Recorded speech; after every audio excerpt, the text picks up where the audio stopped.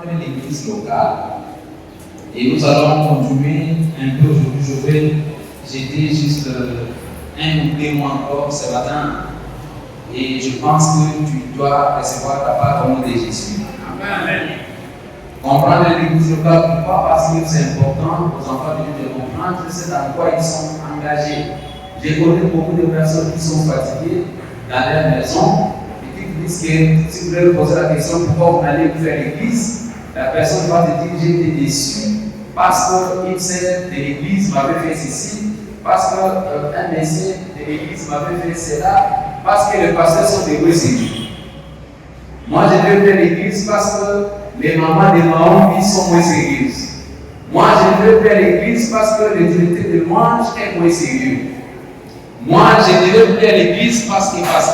Moi je pense que toutes ces raisons-là sont bonnes, mais elles ne sont pas fondées du fait que les jours où tu t'es engagé à recevoir Jésus comme Seigneur et Sauveur, tu devrais comprendre que ta place c'est à l'église, et lorsque tu es dans une église, tu dois comprendre ce que tu fais. Mais si tu n'as pas compris ce que tu fais à l'église, c'est pourquoi tu vas te fatiguer et rester à l'écart.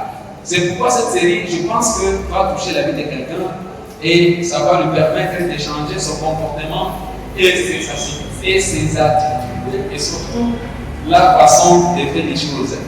Et donc, comme je le disais, l'église universelle, c'est cette église-là où nous sommes tous les chrétiens. Et l'église locale, c'est ici là où nous sommes. L'église locale, c'est là où si tu veux te baptiser, on te baptise. L'église locale, c'est là où lorsque tu veux te marier, on va t'aider à te marier. L'église locale, c'est lorsque tu es malade, on vient te visiter. Mais dans l'église universelle, nous sommes tous les enfants de Dieu. Mais si tu es malade, je ne suis pas obligé de venir chez toi parce que je ne te connais pas. Nous sommes chrétiens, mais je ne te connais pas. Imaginez quelqu'un de Mwenga qui tombe malade. Il est pasteur de Mwenga. Moi, je suis au je ne te connais pas. Je ne suis pas censé y aller. Mais si papa Chanson tombe malade, ça y est, je vais laisser un pied de partir. Pourquoi? Parce qu'il fait partie de mon église locale. Et c'est très important de connaître tout ça. C'est pourquoi lorsque tu es dans une église, arrange-toi d'être visible. Voilà, Jésus fait ça. Ne te cache pas lorsque tu es dans une église. Fais-toi voir. Il faut qu'on sache que tel existe. Il y a les gens qui sont dans cette église, mais on ne les connaît pas. Ils sont là, ils viennent. Et puis à un moment, ils sortent, ils partent. Je dois fournir beaucoup d'efforts pour vous approcher. C'est parce que vous ne les connaissez pas pourquoi vous êtes dans une église.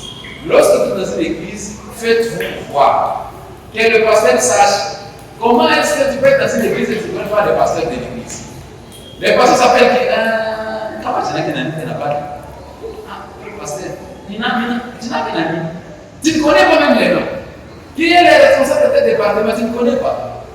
Ça prouve que, bon, c'est vrai, tu es dans cette église, mais tu n'es pas dans cette église. Pourquoi? Parce que tu ne fais pas ce que tu dois faire. Et la première mission, nous avons dit que l'église a une mission, et la première mission, c'est l'évangélisation.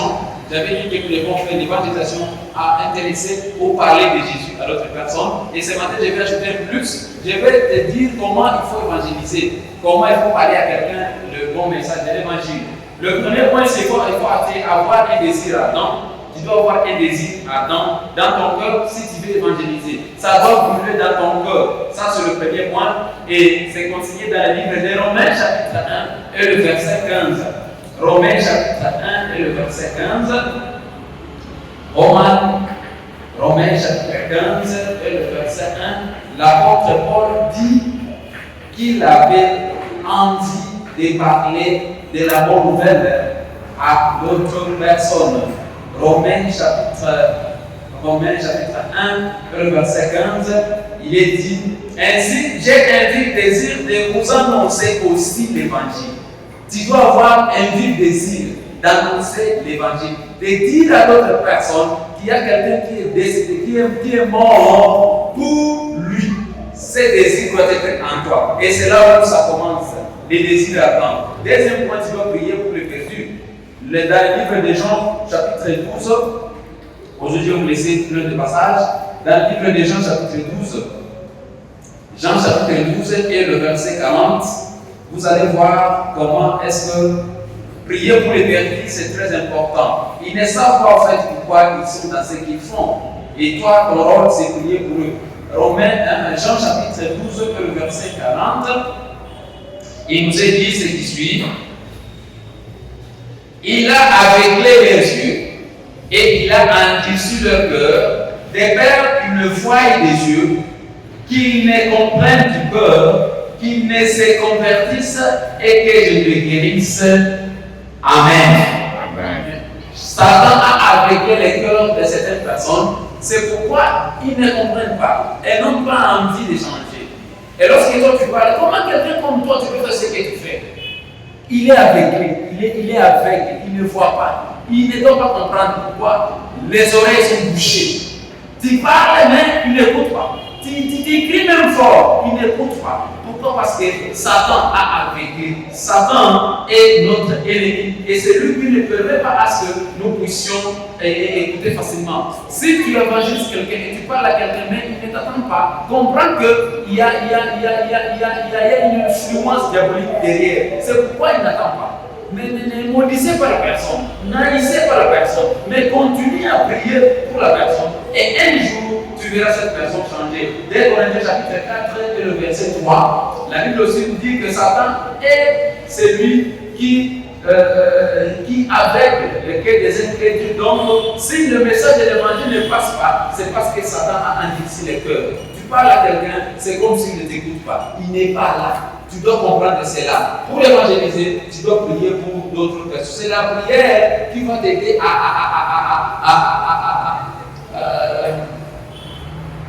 il y a un terme que je vais utiliser. La prière t'aide à faire le nettoyage avant que ce que tu vas dire que cette personne-là puisse écouter. Et la prière, il faut savoir que c'est un acte spirituel et l'évangélisation et le gain des âmes, c'est un acte spirituel. C'est pourquoi avant de nous engager dans ce combat, nous devons être des gens qui prient. Prie d'abord avant d'aller évangéliser. Troisième point, tu dois sortir et prêcher Jésus et pas ta religion. Aucune religion n'est bonne sur la terre. Aucune religion ne sauve les gens. L'église El Shaddai ne sauve pas les gens. C'est pas qu'ils ne sauvent pas les gens. Méthodistes ne sauvent pas les gens. Aucune église sur la terre ne sauve les gens. C'est lui qui sauve, c'est Jésus. Voilà, c'est lui qui sauve, c'est pas notre église. C'est lui qui sauve, c'est Jésus. C'est pourquoi ne commençons pas à évangéliser les gens en leur présentant notre église. Parlons par contre de Jésus. Pourquoi? Parce que c'est Jésus qui sauve, que ce n'est pas ton église.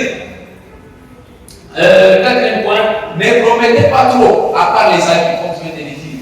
Moi, je connais les gens en évangélisation qui disent, tu sais, si tu venais à Jésus, tu vas trouver mariage. Si tu venais chez Jésus, tu vas trouver boulot. Si tu reçois Christ comme Seigneur de son Père, ta maladie sera guérie. Oui, c'est vrai. Mais ce n'est pas ça qui peut intéresser la personne. Ça s'appelle l'évangile à l'eau de rose, comme notre enseignant le disait. N'évangélisez pas avec cette façon-là. Tu dis aux gens, tu dis à quelqu'un de venir à Jésus pour recevoir quelque chose de matériel. Non, présentez seulement les saluts. Que la personne vienne à Jésus parce qu'il a besoin de salut. Ce qui est sûr et certain que les saluts est garanti. Mais le matériel, le mariage, la guérison, ça peut ou ne pas être. Mais si nous sommes sauvés, nous avons l'assurance que nous hériterons la vie éternelle. Et c'est que nous devons intéresser aux gens. N'intéressez pas les gens les matériels, les voitures et les maisons. C'est vrai, on peut en avoir parce qu'on est en Jésus, mais ce n'est pas ça ce qui doit être ton intention de venir à l'église. Je viens à Jésus parce que je veux recevoir un mari. Je viens à l'église parce que je veux recevoir du boulot. Et c'est pourquoi beaucoup de gens viennent à l'église, après un moment ils fuient. C'est parce qu'au début, c'est lui qui avait évangélisé la personne, l'avait dit, venez pour gagner ça. Mais moi je vous dis, c'est bien. Je ne dis pas que Dieu n'est pas besoin de le faire. Mais présentez les saluts. Que la personne reçoive Jésus et puis le reste va suivre. Voyez ça, c'est ça. Et puis, cinquième point, surmonter les excuses de gens. Tu veux évangéliser, tu dois apprendre à surmonter les excuses de les gens. Les gens ont souvent des excuses. Je ne peux pas t'entendre parce que, et toi tu dois comprendre, tu dois savoir comment surmonter toutes ces excuses et aller de l'avant. Sixième point, tu dois aller là où vous êtes toléré, là où on vous accepte, là où on peut vous écouter. Imitez Jésus. Jésus n'a pas fait des miracles partout. Jésus n'allait pas partout. Il était dans certains endroits. Pourquoi? Parce que dans d'autres endroits, on ne l'acceptait pas. Si je vais aller dans un autre sens, Jésus évangélisait aux gens qui avaient un cœur sincère, qui acceptaient. Les pharisiens, par exemple, n'acceptaient pas Jésus. Les sadducéens n'acceptaient pas Jésus. Et si Jésus n'était pas accepté par tout le monde, toi aussi, il y a des gens qui ne l'ont pas accepté. Et tu dois accepter cela. Tu veux parler avec tes gars, tu dis, mais toi, mais parlez-moi. Pourquoi? Il faut savoir que c'est là qui est arrivé aussi. Donc, accepte les gens qui t'acceptent. Et des fois, nous qui évangélisons, nous avons tendance à chercher peut-être les personnes là, grasses, bien habillées, peut-être. Moi, je fais que pour donner. Mais lui, ne te fait pas quoi. Il ne fait pas de ce que Jésus. Tu lui dis, moi, Jésus, il dit, moi, j'ai déjà fait déjà ça. Comme maître. Tu vas me dire, je ne veux pas Jésus. Tu vas aller en faire, oui, je vais l'en faire. Alors, ne perds pas de ton temps avec ce genre de personnes. Cherchez les gens qui vont vous accepter facilement. Elles sont nombreuses là dehors. Il y a des moments où tu peux vouloir intégrer seulement les garçons. Mais les garçons, en ce moment-là, il y a plus que ça. Attends, les garçons, on attend la famille. Il y a des moments où ça doit être vice-versa. Donc, ce que j'ai dit, c'est quoi? Tu dois aller là où on te connaît, là où on t'accepte. Imite Jésus parce que Jésus est allé aussi là où on l'a accepté. Il ne forçait pas les gens. Vous êtes pharisiens, je vais vous prêcher pour que vous venez vers moi pour que vous. Non. À un moment donné, il les a laissés et il est allé là. D'ailleurs, la Bible nous dit qu'il est venu pour la maison d'Israël, mais la maison d'Israël l'a refusé, il est allé vers les autres. Et donc, soyons imitons Jésus. Septième point, c'est répéter l'action. Vous devez répéter l'action tous les jours, ou chaque mois, ou chaque semaine. La répétition va te permettre d'avoir ce que nous appelons de l'expérience, et l'expérience va faire de toi un bon gagnant d'âme. Voilà tout ce que nous pouvons retenir pour la mission, la première mission de l'Église qui est l'évangélisation. Et donc tout le monde ici peut être appelé à évangéliser, à parler à quelqu'un. Il y a beaucoup de choses qu'on s'est dit chaque fois que nous nous rencontrons, mais comme vous ne vous présentez pas, c'est pourquoi nous avions présenté ces quelques points pour votre connaissance. Le deuxième point de la deuxième mission dans une église locale, comme je disais, c'est la communion fraternelle. Et j'avais dit le dimanche passé que tu nous appartiens parce que tu fais partie de notre église. Tu dois nous parler, je dois connaître chez toi, tu dois connaître chez moi, nous devons échanger, je dois avoir ton numéro et moi avoir les tiens. Pourquoi? Parce que tu es de notre famille. On n'a pas le choix pour nous perdre, on n'a pas le choix pour nous dire tel que je suis et je vais t'accepter tel que tu es. Pourquoi? Parce que nous appartenons dans une même église. Et d'ailleurs, c'est le sens du mot koinonia qui signifie la communion. Donc, ce sont des personnes qui sont sorties et qui ont décidé de rester ensemble dans un endroit pour communier, pour échanger, pour partager. J'ai des difficultés dans mon couple, je pars vers papa Janson, je lui dis, je ne parle pas Daniel, je lui dis, il y a des complications, tu appelles. Pourquoi? Parce que nous sommes dans une famille. Mais ce qu'il faut éviter, c'est que nous sommes dans une église locale. Regardez, peut-être que nous sommes ici, il y a des âges différents. Il y a des positions différentes. Mon âge n'est pas le tien. Et ton âge n'est pas celui d'autre. Donc, nous devons comprendre cela, qu'en vivant, nous devons avoir ce que nous appelons, nous devons nous accepter et en plus, nous devons reconnaître qu'il y a certaines personnes avec qui nous prions, mais à quoi nous aurions Adam. C'est-à-dire, c'est pas parce que je prie avec toi que maintenant on t'autorise à tout faire. Parce que des fois, l'église, on dit que comme je prie avec lui, donc il devient mon ami. Non, je peux prier avec toi, je suis colonel. Voilà, il faut se faire ça. Je vais prier avec toi, mais je suis DG. Le respect, mon respect là du DG, tu dois les garder quelque part. Donc, en ces aliments, mais tu n'as pas c'est intelligent l'église. C'est intelligent. Nous sommes frères et sœurs, mais tu n'as pas l'âge de maman Élisée. Comment on sait quand tu salues maman Élisée? Maman Élisée aussi, mon cœur, tu sais. Maman Élisée. Aïe. Non. Ça, c'est pas sérieux. C'est une sœur de l'église, c'est une maman de l'église, mais à mon âge, il faut que nous te respections. Bon, d'ailleurs, si tu fais ça, maman grâce, aïe. Maman grâce. Aïe, maman grâce. Maman grâce combien? Non. C'est pas ça quand même. Hein? Après, c'est pas naïf. Nous sommes à l'église, mais quelque part, nous avons des différences. Pourquoi tu venir à Paris, tu vas m'appeler Termin ça? Après, alors, tu viens à l'église, tu dois comprendre cela et tu sais comment te comporter, tu sais comment échanger. Tu ne peux pas dire à tout le monde ce que tu fais, ce que tu penses, parce que vous priez avec lui. C'est pas bien. Il faut que tu dises et lorsque cette maman-là va réagir, c'est toi peut-être qui es mal parti. Tu t'es me comporter. Il y a la façon de se saluer, il y a la façon de se parler, il y a la façon de s'adresser. Et nous, comme chrétiens, nous devons connaître parce que nous sommes des enfants de Dieu.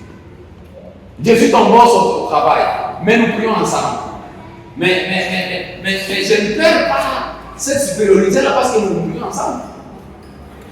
Et c'est ici où les gens, nous qui servons avec nos épouses, avec nos enfants, avec nos familiers, ils pensent que parce que nous sommes à l'église maintenant, ou bien parce que Jésus sait qu'il fait l'église, qu'il a gros, qu'il a intérêt de faire.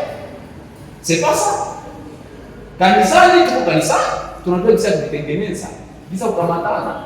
Comme le pasteur nous a enseigné le mercredi passé ici. Nous sommes l'église est le seul endroit là où on enterre leurs blessés.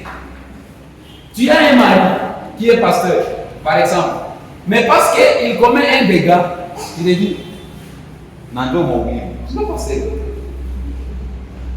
Oui, je suis pasteur, bien sûr.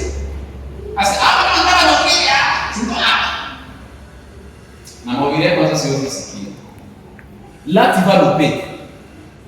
Bwana Yesu asifiwe sana. Complètement là, tu loupes. Non, où le Clément c'est où lui? Si papa offensait, oh papa, oh oui. Mais il ne va pas offenser. C'est pas lui. Là, c'est pas lui. Na hiyo mashida ukipata makanisa sina nguvu dès le départ. Pourquoi? Parce que nous voulons regarder mwingine côté. Et c'est pas bien. En tant qu'enfant de Dieu, tujue comment kuchunga mahusiano yetu. Nous sommes différents. Des sexes différents, des positionnements différents, des moyens différents. Et tous nous devons nous accepter. C'est pas parce que moi je viens tous les dimanches, par exemple, papa Daniel, c'est seulement aujourd'hui qu'il va venir travailler. C'est seulement aujourd'hui. Mais chaque dimanche, et c'est pas seulement dimanche, même dans son travail, il est toujours en travail. C'est ça lui.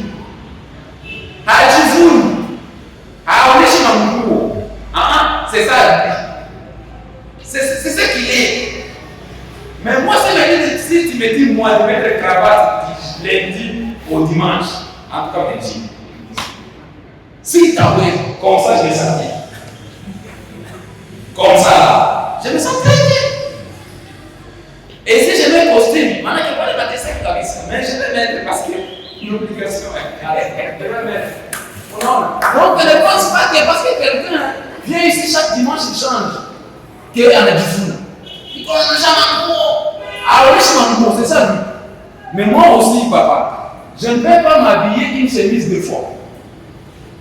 Au moins, il peut avoir pour nous. Mais il va dire quelque chose, il va dire quelque chose, je vais rester dans la vie. Mais ça fait des moyens, il va aller 3 jours à 1. Quelqu'un avait dit à madame, pourquoi toi tu décides tous les jours tu décides? Tous les jours. Pour le moment, c'est pour tuer, au moins vous tuez même ta carte. Voilà, Yesu asifiwe sana. Maintenant, nous venons avec tout ça à l'église. Maintenant, si moi je change dimanche, je change l'autre dimanche, je change l'autre, toi tu dis que, et qu'on a jamais c'est ça lui. Tu dois l'accepter comme ça. Je disais à maman, tu vas oui, c'est ça, c'est pas parce que, on te laisse pas il y a pas parce qu'il y a un fou qui est tu te rappelles maman. C'est ça lui aussi. Il fait ça. Lorsqu'il est dans le temps, on va dire, parce qu'il y a c'est ça, je vous dis franchement. C'est la vérité. Il m'a donné ça pour témoignage. Il se sent bien. Maintenant, ça où il y a ce qui m'a fait à Tchoka, à Nicolas Kabouliak, on a qui dire, mais Nicolas Kabouliak. Pourquoi? Parce qu'il aime ça. Et tout ça, nous devons nous accepter à l'église. Voilà, Jésus fait ça. C'est qu'il faut éviter aussi cette tendance qui est dans ce monde des églises spirituelles. Ça amène beaucoup de gens qui vont vous dire que moi, je n'ai pas besoin d'aller à l'église, je vais écouter prédication sur TikTok. C'est vrai. Tu peux écouter prédication sur TikTok. Les jours où ça va chauffer chez toi, pasteur de TikTok viendra chez toi. Amen. Amen. Les jours où c'est chaud, pasteur TikTok ne va pas sortir du téléphone en regardant le village. C'est pourquoi tu ne dois pas te dire que moi je ne dois pas aller à l'église, je vais seulement recevoir les prédications du pasteur sur TikTok, sur Facebook. C'est pas bien. Je vous dis, c'est pas bien. Deuxième élément. Est-ce que vous savez qu'il y a des enseignements qui passent sur TikTok qui n'est pas vraiment scripturel? Moi j'ai failli un jour divorcer avec mon épouse parce qu'un pasteur m'avait convaincu que c'est lui qui a une femme qui est célibataire. Oui. Et il a montré les versets dans la Bible. C'est lui qui a une femme et presque célibataire. Et il faut en avoir au moins 2 ou 3. Et il y a une église ici dans cette ville, n'est-ce pas?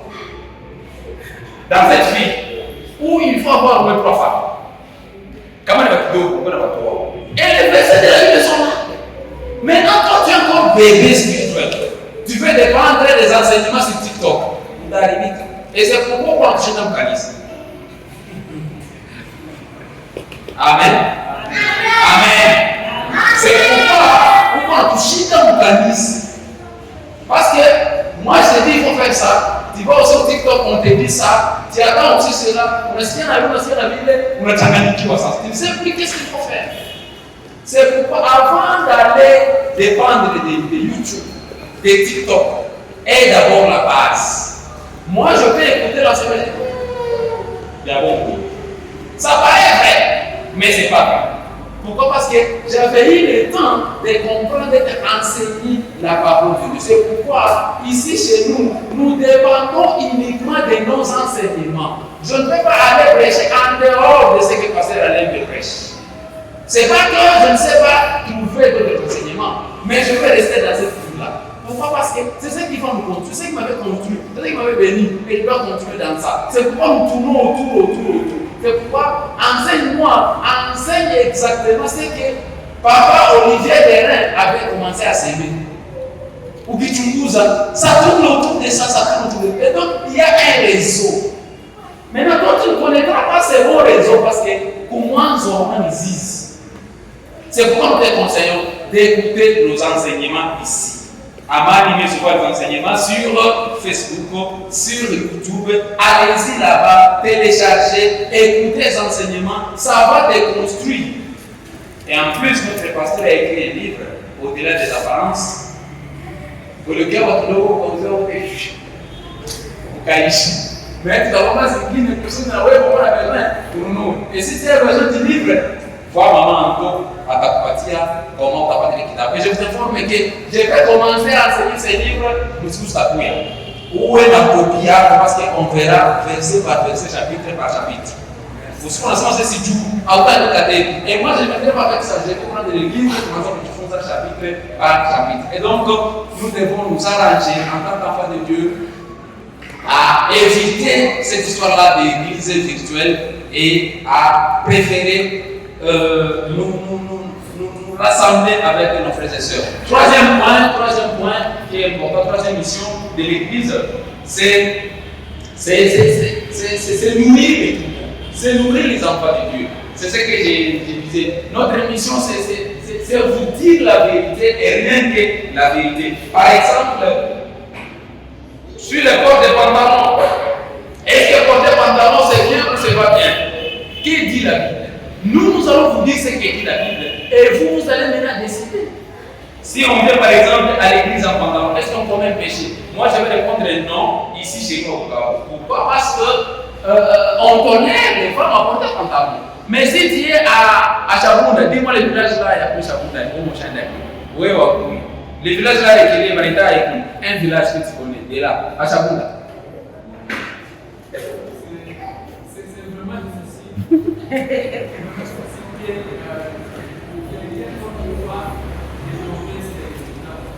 Voilà. Mais si tu es à Chabounda, Leslie, tu es à Chabounda, avec pantalon comme ça, on te fouette. Pourquoi? Parce que là, Chabounda, on ne porte pas pantalon. Moi, je connais chez nous, même si tu es un homme et tu portes pantalon collé, stretch, chez nous, on te fouette.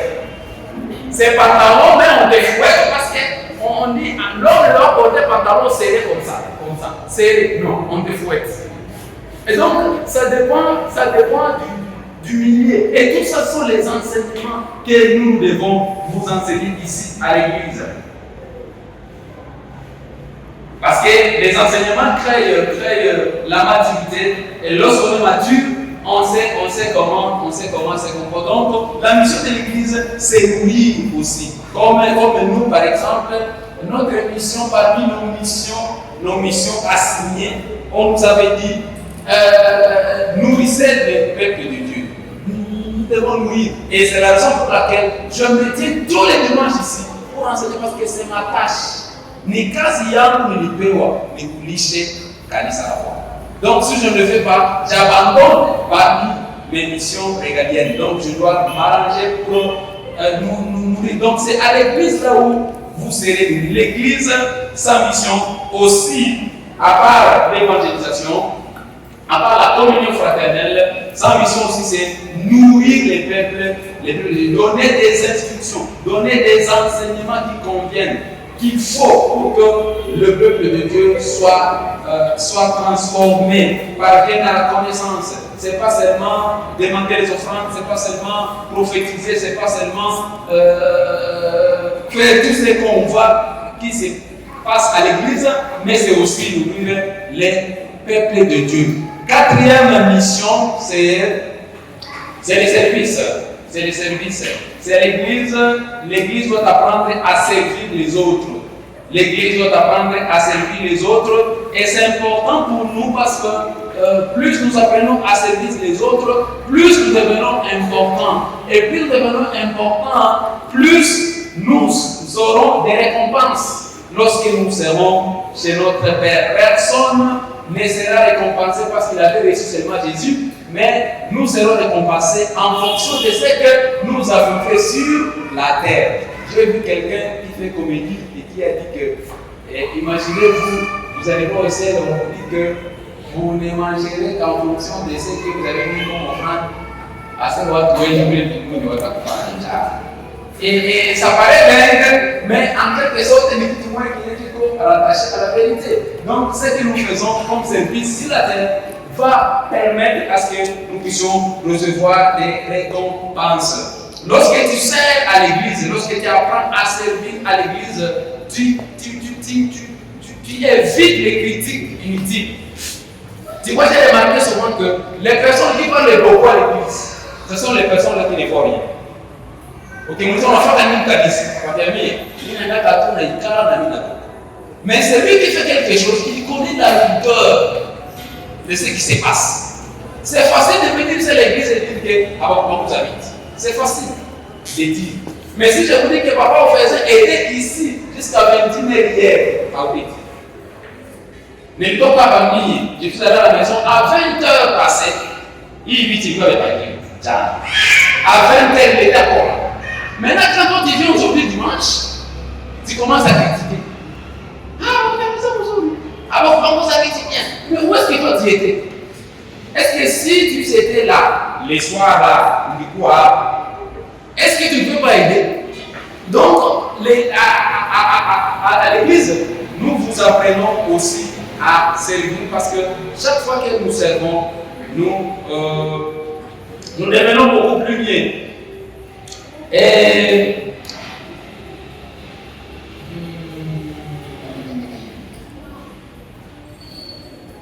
en plus, c'est à l'église qu'on doit vous apprendre à servir sans rien s'attendre. Pourquoi? Parce que beaucoup de gens, lorsqu'ils servent, ils viennent s'attendre à quelque chose. Et c'est pourquoi beaucoup de faux pasteurs, beaucoup de faux serviteurs sont apparus partout parce que apparemment ces enseignements ne sont plus enseignés. On dit aux gens, il faut demander toujours aux gens de donner.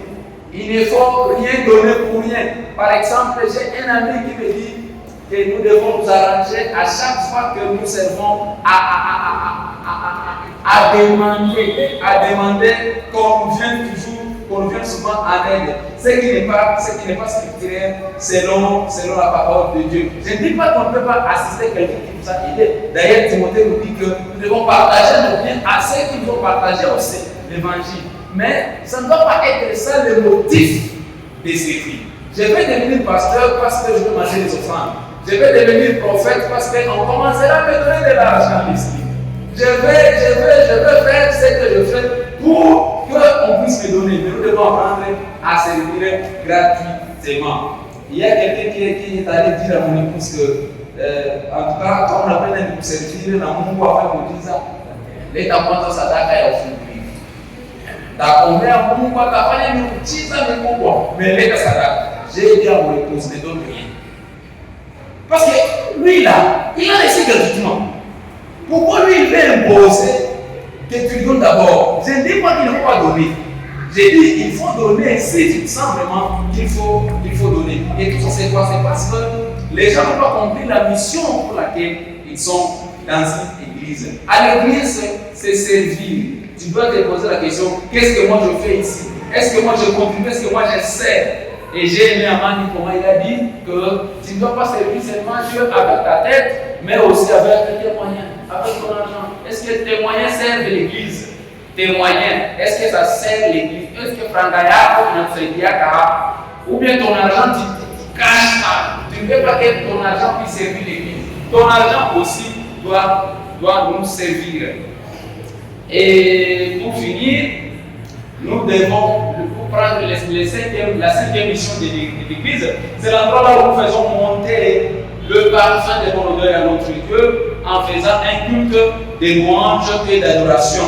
C'est à l'Église où, lorsque nous le faisons ensemble, tu peux le faire seul à la maison, mais ensemble c'est beaucoup mieux. Seul à la maison, tu peux prier, tu peux adorer, tu peux louer, mais c'est à l'église où nous le faisons bien parce que lorsque nous sommes deux ou trois ensemble réunis, nous faisons monter ces parfums de bonne odeur à notre Dieu.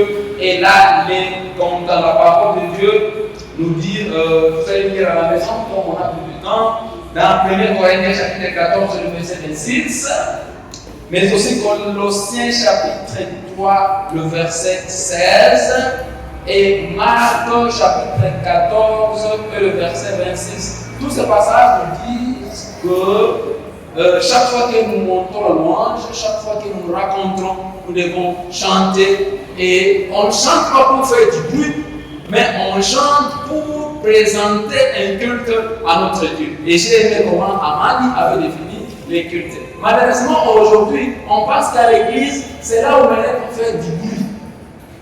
Des personnes, mais va embrouiller la côté aux alentours. Seulement des personnes.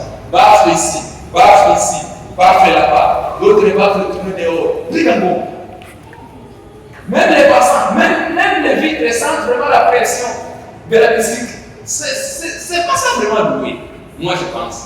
La louange provient du cœur. Ça vient du cœur. On met ici, dans tout le monde,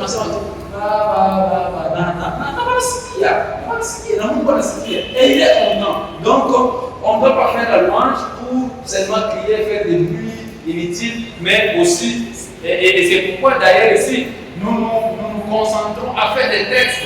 Tunasikiliza kwanza les mots qui sortent de la bouche. Unasema nini? Unataka kutuambia nini? La louange, ce sont les mots qui sortent de la bouche. Ni maneno gani uko unasema? Hapana rythme. C'est pas seulement le rythme, mais c'est aussi les mots. Soyez bénis abondamment. Amen.